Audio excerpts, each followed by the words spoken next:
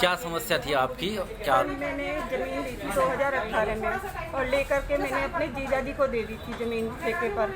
तो मेरे जीजा जी ने जो है जब मैं बेचने लगी तो मुझे बेचने से जो है साफ मना कर दिया, कहने लगे यहाँ तेरी ज़मीन ही नहीं है, पूरे आलमपुर में कह रहे कहीं तेरी ज़मीन नहीं है। तो वो मुझे ज़मीन ना बेचने दे रहे थे ना मुझे उसका ठेका। फिर कहने लगे कि ये तो जो है इसमें 4 बीघा मेरी ज़मीन है। तो किसी 1 किलोमीटर दूर का अपने चाचा से खरीदी हुई ज़मीन का जो है वो नक्शा उठा करके वहाँ पे मेरे खेतों में कब्जा करने लगे कि ये 4 बीघा ज़मीन यहाँ पर है मेरी। कौन लोग हैं वो? सुरजीत सिंह, कश्मीर सिंह उसके पापा का नाम है, सुरजीत सिंह जो मेरे जीजा जी हैं। तो फिर उसके बाद में जो है 4 बीघा जो है उनका 1 किलोमीटर दूर खेत है और उन्हीं के कब्जे में, गांव के हर आदमी को पता है कि उनकी जो ज़मीन है वो उनके कब्जे में है। आरोप ऐसा लग रहा है कि आपसे किसी की साझ हुई है या आपने अधिकारियों को किसी को पैसा मुझसे दिया? 1 रुपया भी नहीं लिया, दोनों ही नक्शे अलग थे। उन्होंने क्या कर रखा था, अपने बैनामे में से नक्शा फाड़ा हुआ था।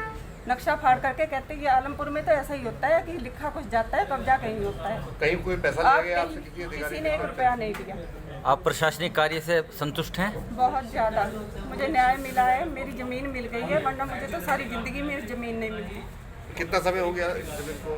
सर 1 साल से मुझे तंग कर रखा है। 1 साल पहले इन्होंने उस पर जो है वो ले लिया था, क्या कहते हैं उसे, स्टे ले लिया था कि मैं उसे बेच ना पाऊँ।